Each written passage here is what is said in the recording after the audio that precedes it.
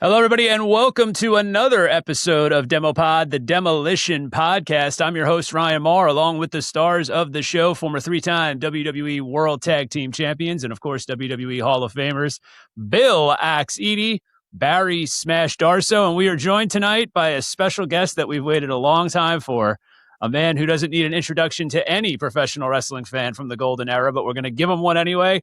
The Warlord is with us. All right. Pod. All right, Warlord. How you doing, guys? Very good. Glad to have you, my friend. Thank you, guys. Appreciate it. You know, you have such a long storied history with both Bill and Barry going back, probably over 40 years at this point, right? I mean, we're talking about the Minneapolis connection. I know I said that very gingerly, but I mean, you actually were friends with Barry prior to breaking into the business, from what I understand, or around the same time that you did break in, right? Yeah, pretty close. Yeah, I mean, we trained at the same gym, Jim Younger's gym, called the Gym. Jimmy Younger's the Gym. Yeah, the gym. I think every pro wrestler's been through that gym. Well, if you wanted to be seen, that's the place you had to be at. Yeah, that was the place. Was Eddie Sharkey also your initial connection into the business then as well? Same as all theirs, man. All I did is I was probably about 4 or 5 years behind them, and I followed the same path as all of them. Unreal. We just saw Eddie Sharkey about a month ago. I saw it on your Instagram, guys. Yeah, that was nice. I liked it. That was great. You know, and your careers really did kind of mirror each other in so many ways, right? I mean, you went off to Jim Crockett Promotions. You became the NWA World Six-Man Tag Team Champions. And then, of course, you get brought into WWF, which is what you called it during their Hall of Fame speech, which, by the way, great bonus. I said old WWF. I didn't want to get anybody in trouble because we weren't in WWE, and it's true. And I asked them permission to do it, and they gave me permission. Oh, that's great. That's great. Yeah, because a lot of fans took that as you just being like WWF. And so we'll let them think that, but you did get permission. But, you come in as part of the Powers of Pain, which was already established in Jim Crockett Promotions. You were the mercenaries for Strike Force. Demolition had, of course, injured Rick Martel, and Tito Santana brought you in as the mercenaries. But I have to ask this question because as a fan, we've heard for years the lore of how WWF was for the body guys. And if you were a bodybuilding type, you'd have success in the World Wrestling Federation. What was it like the first time Vince McMahon laid eyes on you? Did he sell it? Was he impressed by your incredible physique? He actually, the funny thing is when we were brought in, we actually, they called us on a Thursday night. It was Grizzly called us. He was a road agent at the time, if you guys remember that. Grizzly Smith, okay. Yes, and he called Barb. And he had a little spiel with Barb, and Barb called me at my place, and Barb says, Teddy, he says, the way Barb talks, they want us, WWF wants us to come to Atlanta tomorrow. I said, really? He says, yeah. I said, they have plane tickets waiting for us at the airport. Okay, so we left Friday morning. We flew up there. We got there, limo waiting, took us to a hotel. We got inside, they gave us a room key, go up to the room, open the door. There was Vince McMahon. You had Pat Patterson, and you had Hulk Hogan. Wow. On that Friday morning. And they went through a spiel. Now, if you know anything, and they guys know, Barb doesn't talk a whole lot, And at the end of the spiel, they go, what do you think? And Barb goes, when do you want us to start? And they said, Monday. Now, this is a Friday. Now, we got all these scaffold matches, the Warriors coming up, I said, man, I don't want to do these scaffold matches. I know something's going to happen bad. It always does. And they said, okay, Monday then. I said, wow. It was crazy. We do a show the next day in Baltimore. We got the 6-man belts and working against the Warriors and Dusty. And afterwards, Barb goes up and goes to Dusty and said, Dusty, we go to WWF Monday. And his jaw just dropped. Wow. Just dropped, But, how can you change that? How can you pass up that opportunity not to go to the best and biggest league in the whole world, and to work with the best? So what did Dusty actually say to you guys? Well, Barb was having a beer, and he kind of just smashed it and just looked at Dusty and said, and I'm like I say, Dusty's jaw just dropped. He didn't have much to say. He didn't know what to say at that time, because it was so sudden, and we're leaving so sudden. I'm sure part of him had to understand, because it wouldn't be a year or two later where he wound up going over as well. Right. Well, you mentioned the spiel that was presented to you by Hulk Hogan, Vince McMahon, Pat Patterson. Was part of that spiel, we are bringing you guys in to feud with Axe and Smash, or? No, it was because of Strikeforce with, like I said, Ricky being hurt. Mm-hmm. They needed somebody big and somebody to come in right away, and they could go right into it with these guys right away.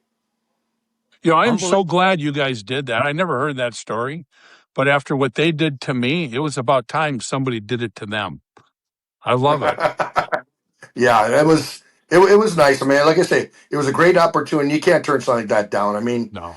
That's the ultimate that everybody always wants to get to, is the WWF. And you're right about that scaffold match. It's so dangerous. It's so high, and then you got all you big guys.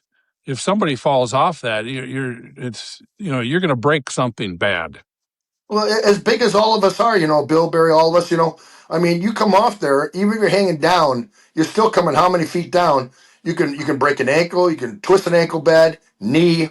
I mean, you don't know in that stuff, and then all of a sudden you're done, you're out, you have no money coming in. Well, that's like when Jim Cornette. That's like when Jim Cornette was hanging from that thing. There was another 12 feet he had to drop, and he blew out his knee. Yeah, and you're not. We're not under a monetary contract, so you're screwed. You don't get nothing during that time.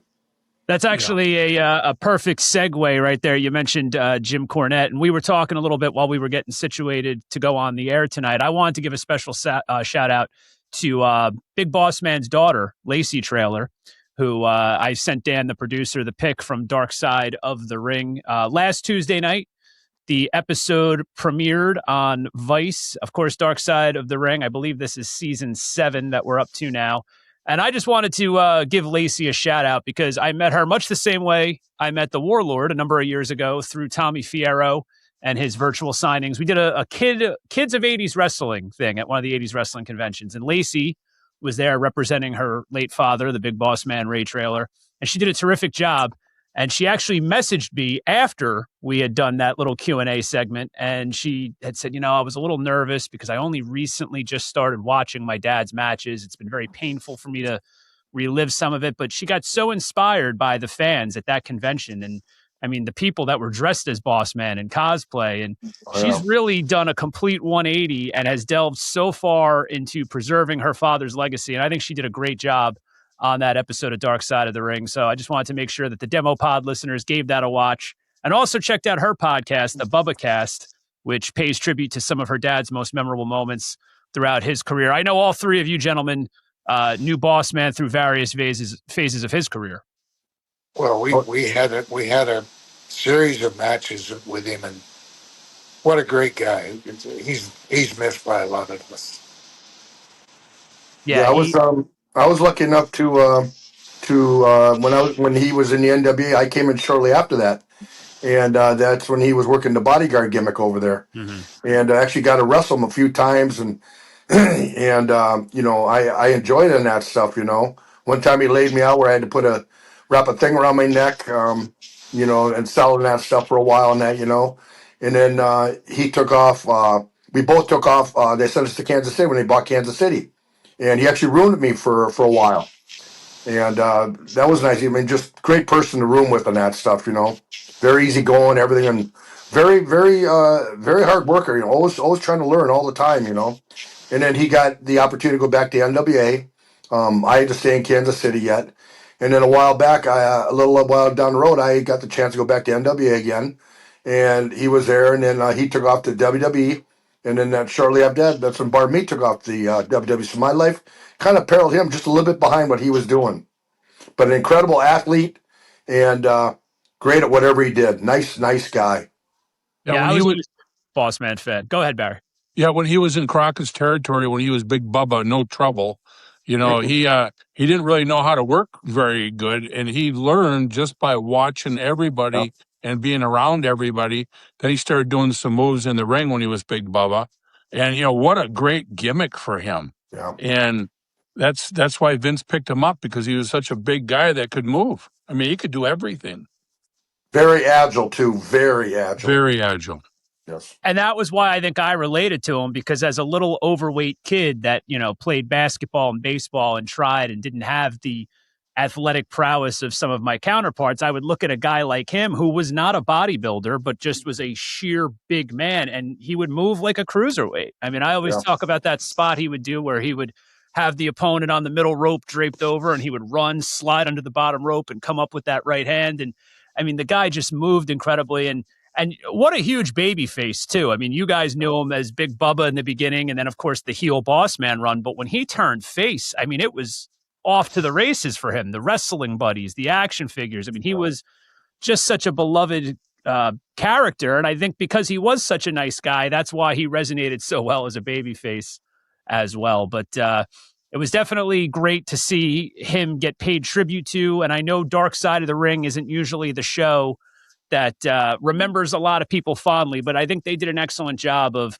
preserving his legacy and explaining the tragedy of what happened. Unfortunately, as we're recording this, tonight is Tuesday, August 4th.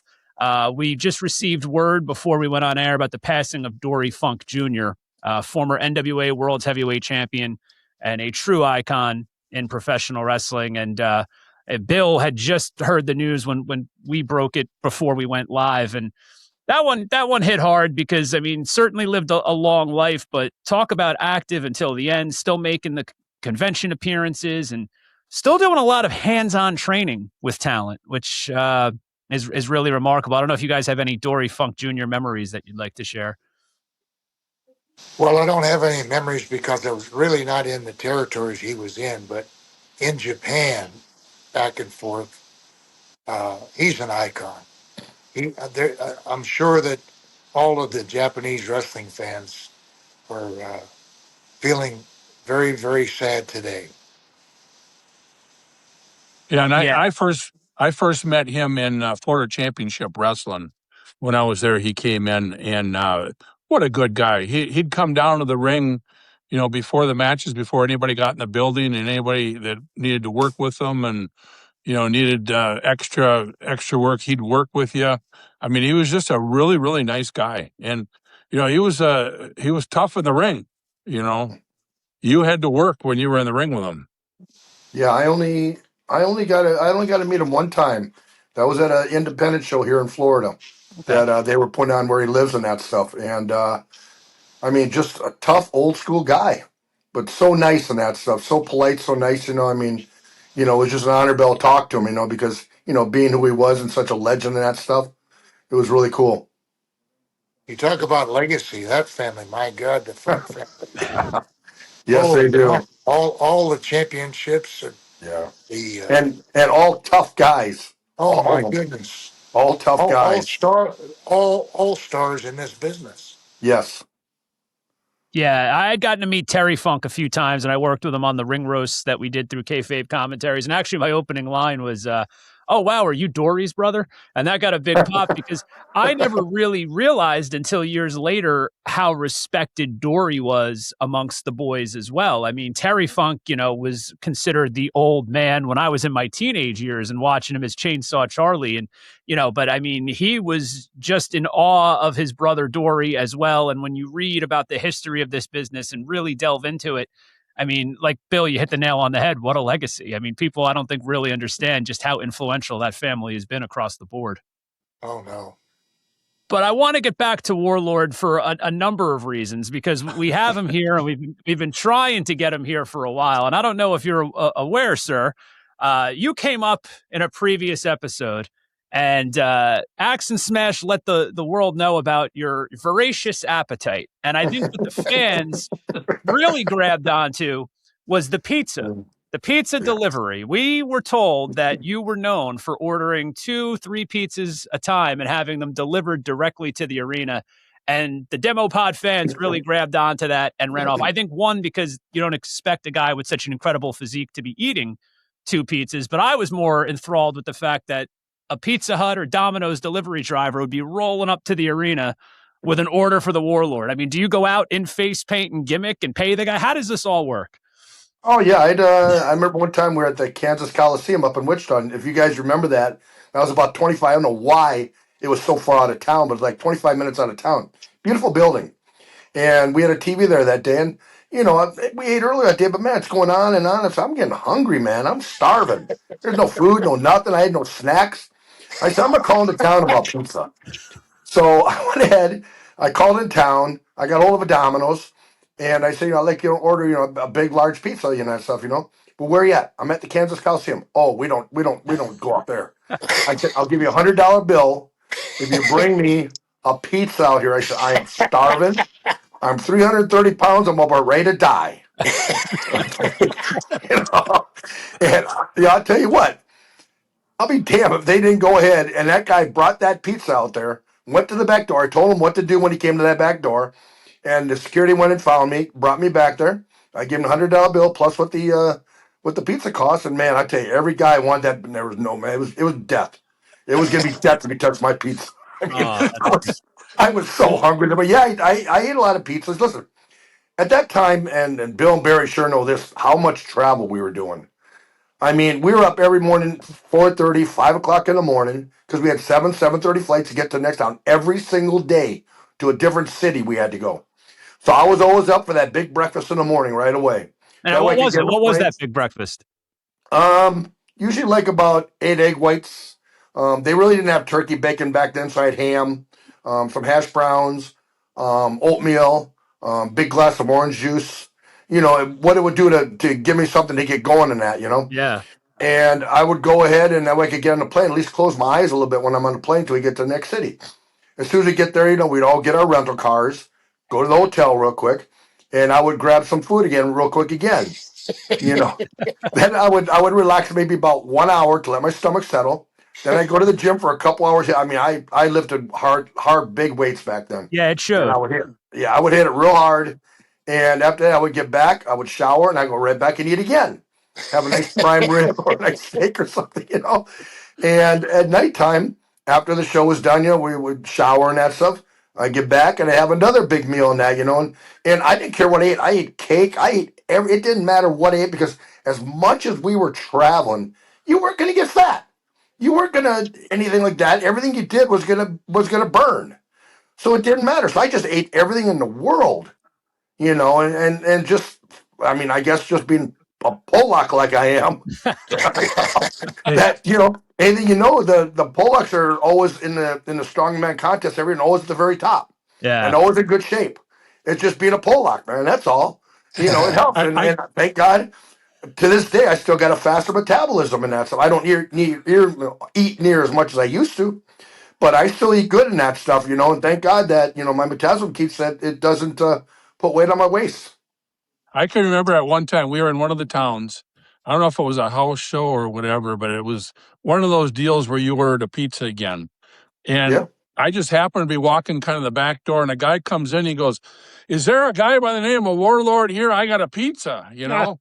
And the Bulldogs were back there, and the first thing they said, they go, "God, we should take that pizza. He's gonna freaking lose his mind." And I looked right at him and I said, "Yeah, I wouldn't take the Warlord's pizza. You don't take food from a giant like that, you know." And they let it. They did not rib you or anything, and they came and got you, and you got the pizza. I couldn't believe it. Yeah, it's it was funny. It was funny the last time we saw you, Terry. I can't remember the town, but we walked over, got out. We were sitting right beside you, and we said hello, shook hands, and gave the big hug and stuff like that. And then you said, "Hey, where are you guys going to eat later?" Yeah. Well, you know, for me, I listen to this day. I tell the promoters, listen, I will do whatever for you. How many stuff you want signed, whatever it does. Just make sure I'm fed. Yeah. Because if I'm fed, better listen. I got all the energy in the world to keep going. You know, that's Well, all. I remember when we had you for the virtual signing, we had some Jersey Mike subs lined up, and those were always a hit in a quick pinch. But I'm just fascinated by the fact that because this is before the day and age of cell phones and social media, so some teenage kids delivered the Warlord a pizza, and then the next day in high school told their friends about it. Nobody believed them. So that's what's pretty cool about it.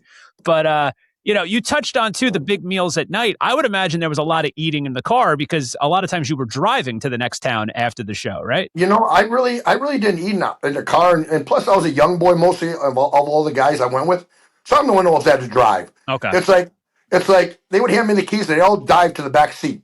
Really, guys? I got to drive again every single day. You know? I mean, they fought for that back seat and that front seat, you know, not the driver's thing. No, that was Terry's spot. You know, so I didn't eat when I drive and that stuff. You know, I didn't snack. I wasn't a snacker. Yeah. You know, I would just wait to wherever I get and I would chow. There you go. Barry had mentioned the Bulldogs almost ribbing you and he talked them out of it. I would imagine that after the Powers of Pain took on Mr. Fuji, you guys got to witness some pretty good ribs. Now, Bill and Barry have told us that when, you know, they were under the tutelage of Mr. Fuji, they were not victims of Fuji's infamous ribs. Can you and Barbarian make that same claim? Did he protect you guys from his deviousness? Maybe there's maybe twice. They were harmless ribs, you know. Just something that Fuji's a reminder who he was, you know. And one was he got in the car. It was maybe a 10. We didn't know where we had to go. It was maybe 15 minutes to get to where we had to go. But Fuji took us on this long around tour that lasted about 2 hours. He did that a lot. He even ripped himself just to make sure we got ribbed, you know. And the other time was when the first day we got to Syracuse and we were going to hit the ring against Bill and Barry. And the first person who we meet back, Mr. Fuji, when he was their manager. And so we asked Fuji, where's everybody stay? Oh, very good hotel, you know, he told. So after the show, after we worked with them, showered, took off, go to the motel. I'm looking at this motel and I said, God, Barb, it's dark. It's nasty looking. Come on, these guys are making some money, man. They can't stay here. I said, well, I guess they are, maybe, because I guess I'll be here later, you know. So we check in, go to the room, open the room, go in there. It's hot as can be. There's like no air conditioning. It's like 95 in Syracuse in the summer. So we open the doors. Now we got the mosquitoes coming in. Oh. Okay. Now we've tried to put the TV on. It's all fuzzy. Nothing's coming in. I said, and we go to lay on the bed. It sags to the ground. So we go ahead and we close our eyes. I said, Barb, I can't see. I'm too hot, man. I'm sweating. He says, Teddy, he says, I fan you for an hour. I lay down, you fan me for 1 hour all night. It's like we're fanning each other all night long, you know, to help each other try to get a little bit of sleep because the next day's TV in Glens Falls, New York. And that's a long drive from Syracuse. And, man, we were exhausted driving, going over there. We got over there, and then we ran into Fuji at the TV.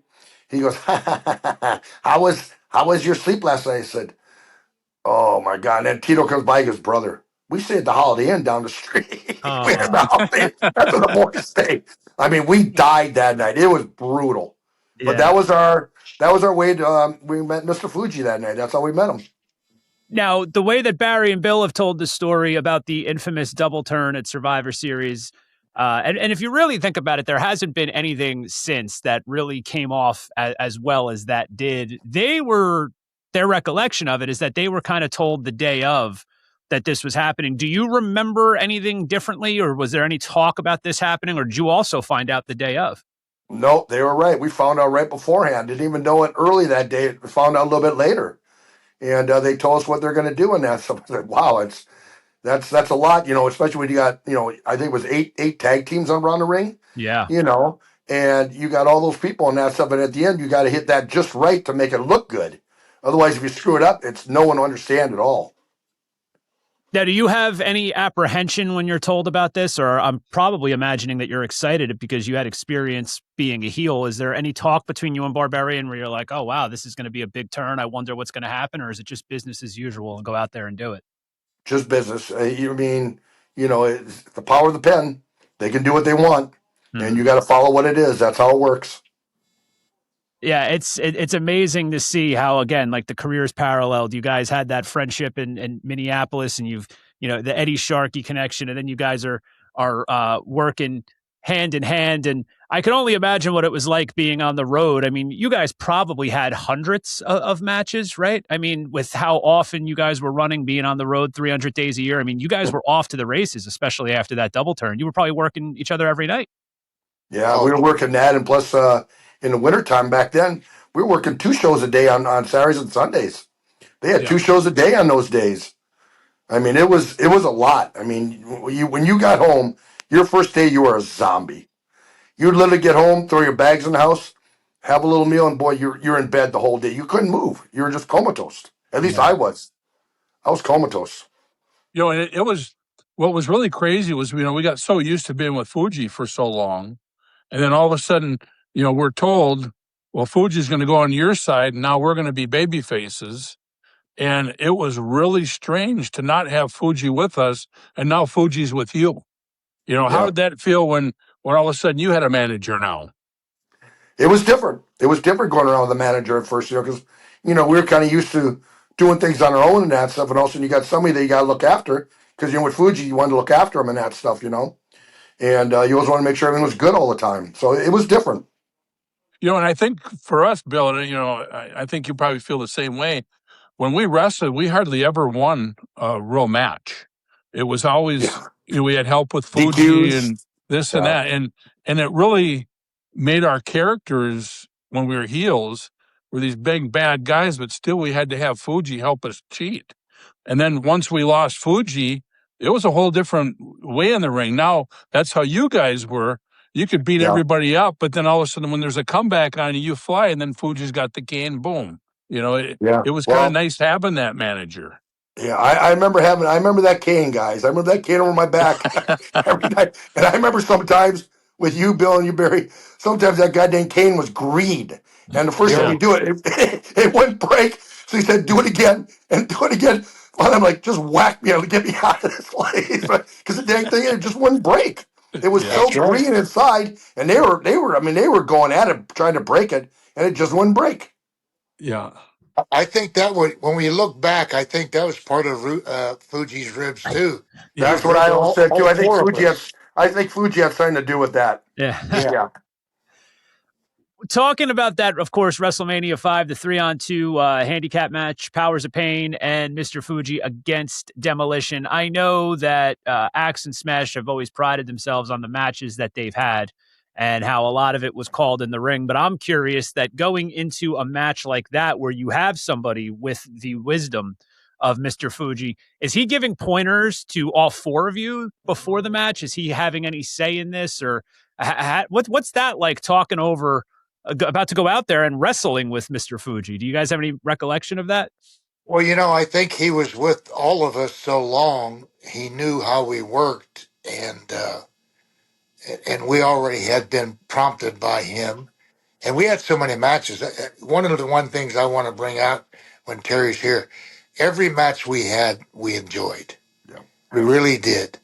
And just the addition of Fuji, that sinister person, added to the matches. So I don't recall sitting down with these guys or Fuji or, and going over a match. We didn't have to. Mm-hmm. The chemistry was all positive, and everybody was working for the benefit of the match. And what a great partner you had, Terry. I mean, the Barbarian, we've known the Barbarian for forever, like in the Crockett territory. And, Barb could do anything. And, he was a big, strong guy. Remember when he used to put Black Bart's cowboy hat on? Remember that back in Crockett's territory? Oh, my God. And so Barb, he's a funny son of a gun, too. And you wouldn't think it. But, what a really, really good wrestler. In fact, you and him need to get into the Hall of Fame next year. That's what I'm thinking. And Haku needs to get in the Hall of Fame. Haku really needs to get into it. Yes, he does. Yeah. I remember when Barb took Bart's hat and he was trying to play a rib on him. He tried stuffing it down the toilet and flush it down the toilet. It wasn't working. Bart got a hold of his hat. He took out his big knife and started chasing Barb around with it. And then when he couldn't catch Barb, he said, "You know what?" He said, "I'm just going to call your wife." Yeah. Don't call my wife. Don't call my wife. But Barb was so funny because his head was so big. Yeah. And then the cowboy hat looked like just a little kid's cowboy hat on his head. And I remember Bart, he would take that entire can of chew and put it in his mouth. And right before the ring, right before he go into the ring, he'd take it out, put it back in the thing. And then when he got back in the ring, he took that same thing and put it back in his mouth. That's a tough son of a bitch right there. That's tough. But no, you're right. Barb is just he was just strong, and maybe one of the most agile big guys I've ever known. Yep. I mean, he could do anything, come off that top rope the way I could set a guy any place in that ring, and he could fly through the air and headbutt him. And his big boot is the best in the business. I mean, he doesn't just put it up like everybody else. He puts up and he snaps it into your face. He actually snaps it in, and it looks so impressive. I mean, just he's a great athlete. I shared that with you, Warlord, during our virtual signing, because when I was a manager on the Indies, I actually had the privilege of managing a guy named Glenn Osborne against Barbarian in a steel cage. This was around 2003, and I was supposed to take the boot finish at the end, and I was literally in the back, 19-year-old kid going, oh my God, because I believed in that so much. I mean, I remember the promos when he was wrestling Ron Simmons for the world title at Halloween Havoc, and he was squashing pumpkins with the boot. Oh yeah. But it was amazing. I mean, it was like a feather. It was awesome. Yep. So what a pro, what a professional. So I just, I remember being so nervous about that. And that's why when you said he makes it look so damn good, he really does. Yeah. It was incredible.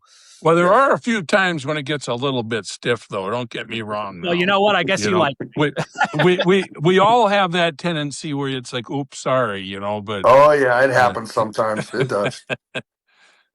Speaking of the parallels of your career, and we're going to talk about the Hall of Fame in just a little bit, but I also find it very interesting that around the time Axe and Smash were going through changes where Crush got added into the group and Bill was going to ease into an office role, make that transition, you and Barbarian were split apart. It was done in a very interesting way. I actually remember learning about it through the pages of the then WWF magazine, where they basically said that Mr. Fuji sold your contracts, and the Barbarian went off to Bobby the Brain Heenan, and you went off to Slick, and you guys both went under these physical transformations with your appearance.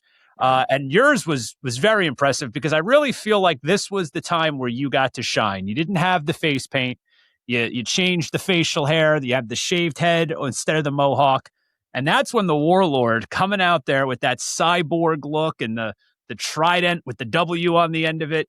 Tell us a little bit about that creative process. Did you have any say in that, or was that all done by the office? That was mostly done by the office. They came up one day and they handed me some artwork. And they said, what do you think of this? And I'm looking, I said, that's pretty cool, man. It's never been done. It's very futuristic, And it's something that, with my body the way it was, I could actually portray it, the way they made everything and that stuff. I didn't, the first face mask, I hated it. I wanted you to crack it in half, that black one, because it was hard as a rock. It was not made for my face. It looked terrible. Mm-hmm. And then they came back a little while later, because I had talked to them, and they had a place in Upper New York that did cosmetic stuff for movies. And they said, we can make you up there. We put some plaster Paris on your face, let it harden up, and we make the mask right to your face just like that. And when I got that silver one, what they made from that, I mean, it fit. It was incredible looking. It fit perfect. It looked great. And that chrome just made the outfit look even better. Yeah, I've always said you were one of those guys that, and I've talked about this on previous episodes, that a lot of like hardcore wrestling fans don't like watching wrestling with casual people, because inevitably there's always going to be somebody in that group setting that's going to go, well, this stuff's fake, or they're going to make wise ass comments. But you were always the guy that when you came out on that screen, I don't care if somebody hated professional wrestling, didn't know anything about it, they would look at you and go, oh, wow. Like, if this were real, that guy would kill everybody. I mean, and you always had that aura. And I really feel like that gimmick really allowed you to present yourself in that way. And then, of course, the career's gone on, different things. You spent a lot of time in Germany, which that had to be a completely different experience than anything in the United States, I would imagine. Oh, yeah. Germany was different. Germany, it was nice. I mean, it's, the wrestling's a little bit different, much, much harder over there. I mean, you go at it. It's like verge of towards Japan, where we all know in Japan, you go at it. When you lay something in, you lay things in. I mean, when I went to Japan, I would lay guys out sometimes. That's just the way it was. Or these guys, they get you in the corner, and they would start kick, and they're not paying attention. I said, one more kick like that, I'm gonna knock you out. And kick, boom. I just go and just close on right on the chin. I'd make sure it's on the chin, and they would just knock them right out. I mean, just, watch what you're doing in that stuff, brother. I got to take care of my body, and I got to keep going every day in that stuff, Yeah. And, Germany, I mean, you went at it. But the different thing when I went to Germany, I did some things in Germany, is they went by rounds. And that was kind of different because you go like 3 minutes, all of a sudden, you get the guy, you finally get him going, and all of a sudden, ding, ding, really? I got to stop now and I got to start all over again and that stuff. I mean, it was different. So it was a little Yeah. bit different in the States. It's different, but there is something to be said. I mean, when you think about a lot of the guys that really came from there, and I think of like Fit Finley and all those guys that were over in Europe doing the catch Did wrestling. did Gunther come from there? I think he came from Austria, right? I believe, yeah. Because Yeah, I met him a long time ago, and not this last year, but the year before at the Hall of Fame, when we went there with Bill and Barry sitting in the audience, and Gunther was backstage, and he came over to me, and we started talking for a while. He said, "You remember me?" And I'm looking. I said, "God, you look so familiar." He said, "Yeah, man." He says, "You were coming over to Austria at that time, and I was just one of the guys coming up at that time over there." I mean, it just so surreal when here you got a guy now that's a super major superstar, and you're talking to you about somebody coming up. I remember Triple H when he was coming up with Killer Kowalski. Yeah. I mean, I just came out from WWF, and I'm doing all the independents for Killer Kowalski, and here this young, tall, skinnier kid, but good worker, looked good, and it was Triple H. Coming up at that time, and also now he's the boss. I mean, that is let's not forget, it's so surreal. Yeah, he wrote a bodybuilding book as well, and I believe you're mentioned in that book. I mean, so that has to be pretty cool for you too when you go back, because a lot of these guys probably just mark out for the fact that, holy shit, that's the Warlord. I mean, you were the guy that they wanted to aspire to be. I mean, when you pick up that first set of weights, who do you put on your refrigerator? You put an Arnold Schwarzenegger, you put a Warlord, a Hulk Hogan. I mean, because that is the goal. So that's got to be a thrill for you when these guys come up and tell you stuff like that, I'd imagine. So now, Terry, what do you do when you train now? What actually do you do? Just a lot of reps? Yeah, a lot of reps now, guys. I will never go lower than 10 reps. I usually go anywhere between 10 and 20 reps on everything. Maybe 3 sets on everything and that stuff. Chest, I'll do like regular bench 3 sets. I'll do incline 3 sets. I'll do decline a couple sets. I'll do some cable crossovers, stuff like that, where I'll do like 3 sets of each and that stuff. And anywhere between 10 and 20. No, I don't want to tear anything. I don't want to hurt anything. Pretty much a lot of stuff is, of course, now on machines. Not as much free weight anymore. I'll do a couple free weight things, but most the machines are so good now, and the way they're built now, they're so good for that body part. They do a lot of machines now. Yeah. Beautiful. I want to talk about the Hall of Fame weekend because Warlord, to the best of my understanding, and you can correct me if I'm wrong, this was your first time with a WWE project where you were speaking on camera in many, many years. I don't know exactly how long, but talk to me a little bit about how this came to be, because I know Axe and Smash both spent a lot of time thinking about who they wanted to have induct them into the Hall of Fame. And I, even as the host of this podcast, had no idea. I was like, guys, when you figure it out, I want to watch with the fans and see for myself. So to see you come out with Haku and Arn Anderson, 2 other gentlemen that I know also mean a lot to both of them. How did this come to be? Who was the one that called you? Was it Barry or Bill or WWE themselves? Take us there. It was actually WWE that they called me out of the blue. I got this call from Ben Brown, and he said, give me a call back at the office. I gave him a call back at the office, and he said, we'd really like you to be a part of, inducting Demolition into the Hall of Fame. And I said, man, that'd be my honor. I mean, definitely with Bill and Barry. I mean, they're 2 of the greatest guys I've ever known and that stuff in this business, And he said, okay, then I'll be coming back to you with the how we're going to do everything and the instructions and all that stuff, And it just kind of happened that way, I mean, and it was so cool. I mean, I loved it. And it was Barry and Bill. You guys had a list of guys that you wanted, and Warlord's name was on that list. Now, I have to ask, Warlord, did you feel any pressure when saying, like, I have to write a speech, I have to coordinate this, or were you just like, I'm going to go up there and speak from the heart, because you did an excellent job? I was scared shitless. Straight up, I haven't been in front of that many people talking since back in WWF, okay? I was scared. And when I went out there to practice, they did the first time with the teleprompter. I've never read from a teleprompter in my life. Yeah, no. I've always done off the top of my head. So I'm looking at the teleprompter. Haku's looking at the teleprompter. We're both squeezing our eyes so hard. Said, we can't see it up there. I said, we're not 30 years old, guys. We're 60. We need to be a little bit bigger so we can see it, you know? So they made it bigger that we could see it okay, you know? But I said, by the time we get out there, I really didn't want to look at the teleprompter because I felt like everybody think, oh, he's looking at the teleprompter. He's reading, because, you know, they go, off the teleprompter. I didn't want that. I wanted to come off the top of my head. I came up with my own speech. And I had, like I said, what I was telling you guys, I had WWF in there and they put WWE. I said, so I asked the writer, I said, is it okay if I say old WWF for these guys? Because that was their time. Yeah. And he came back, he said, no problem. And we're going to put it on a teleprompter. And it was on the teleprompter because I could see out the side of my eye. It was on the teleprompter.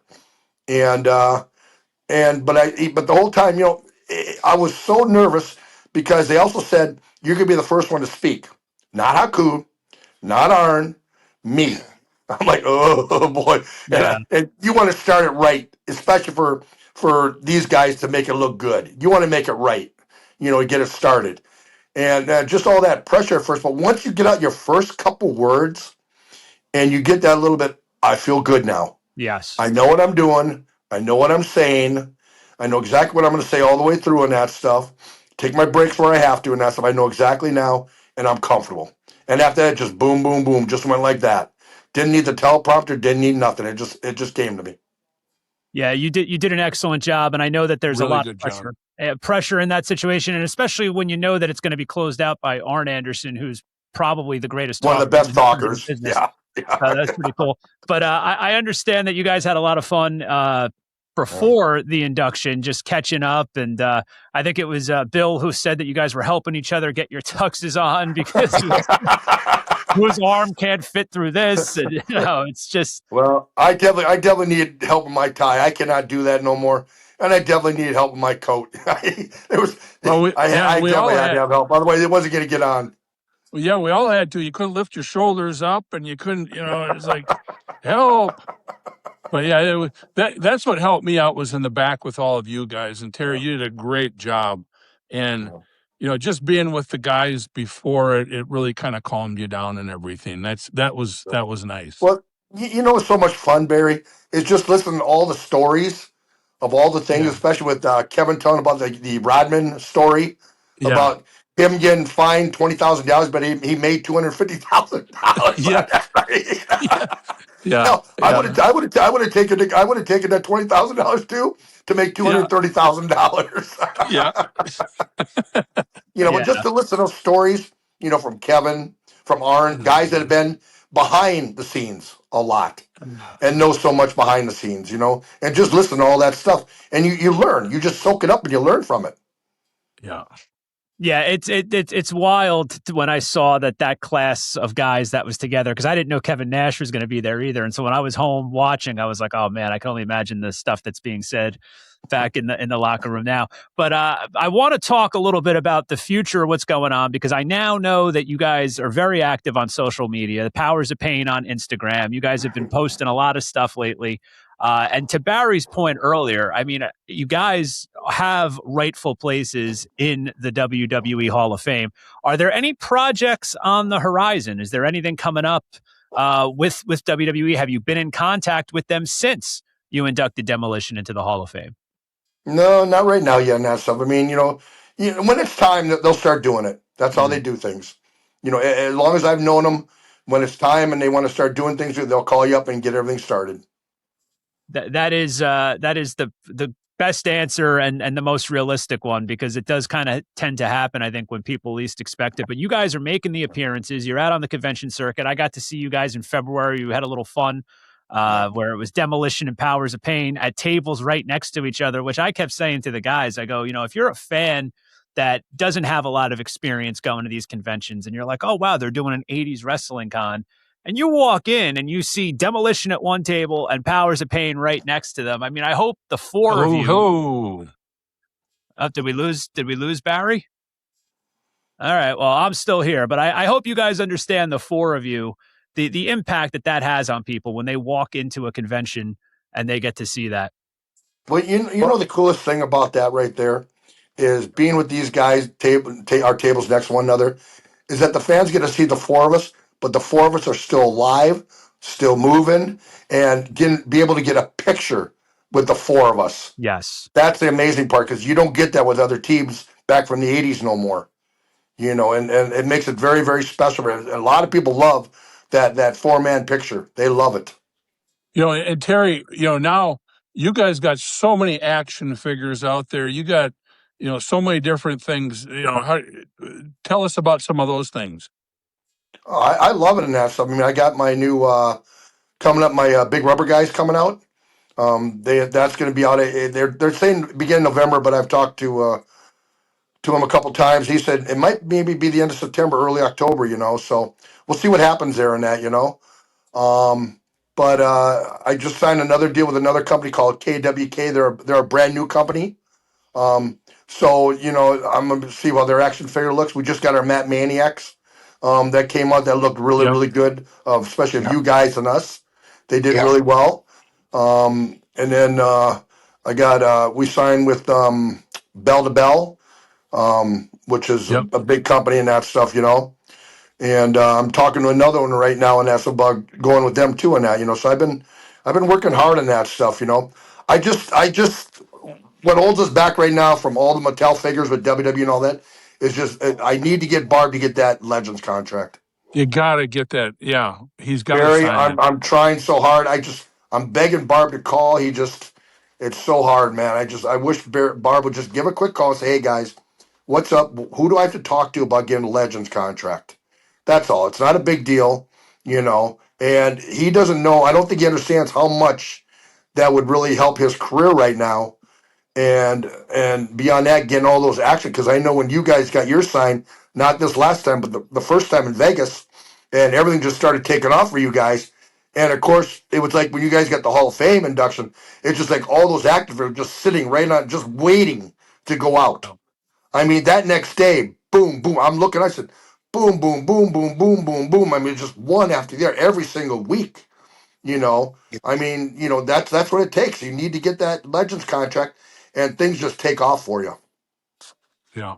Well, even just you on your own, that Warlord, I mean, we were just talking about, how great that would look for a Mattel action figure. I mean, the metallic mask and I mean, so just even what Barbarian's gimmick when you guys split up too. I mean, those are, elite action figures right there. So hopefully that comes to fruition, because like I said, I mean, you guys belong there. I mean, and Barry and Bill have said from day one that part of the reason they were able to ascend to the heights that they were as baby faces was because they had you guys to work with as heels after that double turn. And I mean, the fact that it's almost, 40 years ago, 39 years ago that took place, and people are still talking about it to this day. When they talk about the greatest switches, that's what they show. So it's definitely left its mark. Do you follow any of the current product? I know you had mentioned Gunther and being backstage. I mean, Barry and Bill were just at SummerSlam this past week, and I wanted to touch on that. Are you watching anything currently with WWE or? No, I'm not. I don't watch. I don't have the time in that stuff. Listen, there's a lot. Today's product is very different than ours. They're not monsters like we were. They're not comic book characters like we were. We were all comic book characters. Demolition was a comic book character. We were. Hulk Hogan was. Ultimate Warrior. I mean, you could look at a comic book, and like you guys just getting your comic book coming now from Epic Toys, and I mean, you look at that and you look at you in real life. And my God, that's them. They're in real life. I can actually talk to them, touch them, everything else. I mean, it's amazing. That's who we were, and and we were great athletes in what we did. Today they're dynamite athletes. I mean, the stuff they do now, I could never dream of ever doing. I mean, there's no way. I would have been dead. No. So it's amazing what they do. My biggest thing is I just wish they would tell a story. Get the people behind them. Yeah, the people are yay, but get the people actually behind them. Like we would grab that hold and get those people going into it. And they would start clapping, yelling, and everything else and that stuff, and you work your way into something else out of that. Now it's just boom, boom, boom. They're doing so many big moves now. And how do you keep kicking out all these giant moves that look like they should just kill somebody? I mean, there's no way you should kick out of that. I guess that Jake the Snake was taking his Wheaties the whole time, because he would do that DDT and that was it. 1, 2, 3. You guys did yours. with Bill coming off the second rope with the elbow. Boom, that was it. Today they're doing stuff, flips, flops, everything else, all this crazy stuff, and the guy's still getting up. I mean, you know who really tells a story these days so much better? The girls. Mm. The girls are amazing. I'm wearing the Becky Lynch T-shirt tonight because I think she's the best talker in the business right now. The girls are amazing. They're great workers. They'll tell a story. They're fun to watch. I tell you, fun to watch. At SummerSlam when we were there, I thought the first match that was with who's the Japanese girl? Asuka or something like that. Io Sky. Yeah. Her and was it Liv Morgan? I think it was. Yep. Best match on the card. All 6 matches. They were phenomenal. Oh, those are 2 great workers right there. Great work, especially any girl coming from Japan is gonna be a great worker. Number one, they're great workers. Yeah. And and those are just 2 that connect really well. But I mean, the women are incredible. Nothing taken away from the guys now. But if they would just sit down and watch some of these girls and take a little bit from these girls, is how to do some of that stuff. Slow it down every once in a while. Not do 100. Not try to do a bigger move than the next guy. And then when you do throw that big move, that's it. 1, 2, 3, it's done. It's done. And that's what I love about your generation of talent from the golden era. And this goes to all 3 of you, because you guys, as the quote unquote elders, as the legends, the old timers, if you want to go that far, you give positive critiques, but you also acknowledge certain things. Like, we wouldn't have been able to do the stuff that they're doing. Whereas I feel like in the past, some of the guys that came before you just kind of were like, yeah, it's different, whatever. You guys have this knowledge. You know how to hold the audience in a palm of your hand. And I really do believe that the talent that's there now appreciates when they hear this feedback from men of your caliber. So I think that's really great. But Barry and Bill, I just wanted to touch on real quick, any other takeaways from SummerSlam, that weekend that you spent there? I mean, you were there both nights or just the one night? Just the one night, Saturday. The production was fantastic. I mean, it was much, much different than when we were into WrestleManias and SummerSlams and the big events like that. The crowd was receptive. And I just enjoyed being there. Barry and I had a good time, and we were happy to be there. Yeah, we were up in the skybox, so the ring looked like it was about 1 inch by 1 inch. That's about the size of it. And then whenever the fire would go off on stage, all the smoke would come up. So we were like in a fog up there trying to get out of it. Yeah. But the craziest thing is it was the 6-man tag with Usos and all that, and I don't know what all happens, but they're in the middle of all these big bumps selling and everything, and then all of a sudden they stop, and the one is doing this deal, and the whole music and everything is going crazy in the building, and the whole crowd, 35,000 people, whatever it was, they're all doing this with their hands. Yep. Yeah, right in the middle of the match. The match stopped, and it was like, well, we would never do anything like that. And then they start, after the music's done, then they start like nothing even happened again. It was the craziest thing, but the people were with it. It was, it was fun to see a lot of the people. We saw The Undertaker, talked to him for a while, and we were in the box with Rick Martel and Tito, Greg Gagne, Chaz Headbanger. Oh, what a great guy. Yeah. Yeah, incredible. And the Brunzell and Blair. So we were with everybody. Danny Spivey, so it was a lot of fun seeing everybody. And Warlord, you and I went crazy because the food was really good up there. Well, I would have felt bad for you guys. You guys would have starved. That's right. I'm glad you brought up well, first of all, every name that you just mentioned is incredible and gave me waves of nostalgia. But I got to say, I'm really happy to see Rick Martel making some appearances, because for many years fans have been clamoring for Rick Martel to start making these appearances, and now to see him be featured on camera at a WWE event. And that's what I just want to say to all the listeners of this great podcast, because I know you don't just love Axe and Smash, you love all the guys from that era. We have the Warlord, and we're seeing guys like Rick Martel and Tito Santana, and these guys be remembered And it's really refreshing and it's really cool. Before we wrap this up, Warlord, is there anything else that you'd like to plug? Any special appearances you have coming up? I understand it's Powers of Pain on Instagram. I know I follow it. You guys are very active with that page. But if there's anywhere else where fans can contact you or reach out, please let us know. Right now we got on Instagram we can be reached at Real Powers of Pain. Real Powers of on Pain. X, the Powers of Pain, and of course Facebook, the Powers of Pain also and that stuff. People can reach out and that stuff. As far as shows we got, I think we got one coming towards the end of this month. I think with you guys, Demolition, with Barry and Bill, I believe in Tucson. I believe in that. Yes. Comic-Con over there. Yeah, there's a big Comic-Con over there and that, and then I know at the beginning of October we're going to be back with Barry and Bill in Montreal. We're going to be up there. Yes. And we're going to be in WrestleCade right after Thanksgiving. That's a really, really big convention down there and that stuff. They do a very good job down there, So yeah, we got some coming up in that, you can always have more. We don't have the Hall of Fame tour like they do, but I'm glad they do because they deserve it and that stuff, And when you get the Hall of Fame, you should have that. You should have that.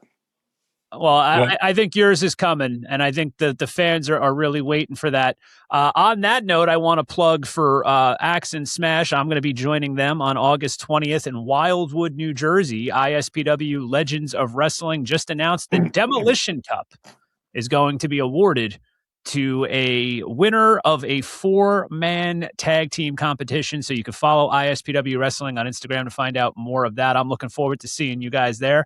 And Warlord, this was a lot of fun, and I know we barely even scratched the surface. We'd love to have you come back on sometime because I think I want some in-depth info on the Black Bart hat story, and I can only imagine how many other stories there are just from that 3 or 4 year period of you guys in the WWF, the old WWF. We would love to have you back on sometime if you join us.